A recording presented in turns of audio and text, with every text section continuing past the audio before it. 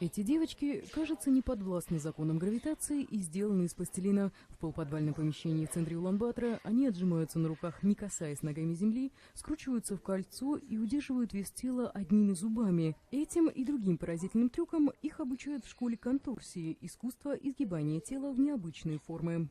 Практиковать его начинают с 5-6 лет. Более ранние занятия считаются опасными, так как могут вызвать деформацию костей. 9-летняя Суфтердин тренируется уже 3 года. Сначала я плакала, когда преподаватель заставляла меня делать упражнения на растяжку. Тогда мне очень не нравилось и хотелось все бросить.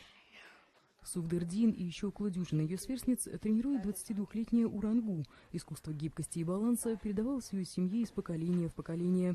Девушка и сама мечтала стать гимнасткой мирового уровня, но 10 лет назад получила травму и, потеряв возможность выступать, начала обучать других. Когда поднимаешь одну ногу, тело становится тяжелее, и ты очень медленно поднимаешь вторую. Нужно согнуть колени, но не сгибать локти, поднять грудь и держать колени и ступни вот в такой позиции. Также надо зафиксировать голову подбородком вверх в правильном положении.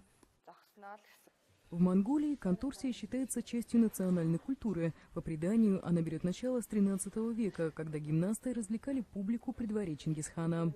Сегодня юные змейки грезят о международной карьере.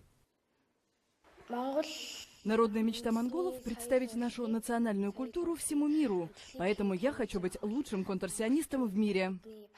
Монгольские конторсионисты весьма известны, и часто из них отбирают артистов в цирк дю Солей и другие знаменитые труппы. Однако путь к вершине непрост, и впереди у этих девочек-змеек еще много лет упорных тренировок.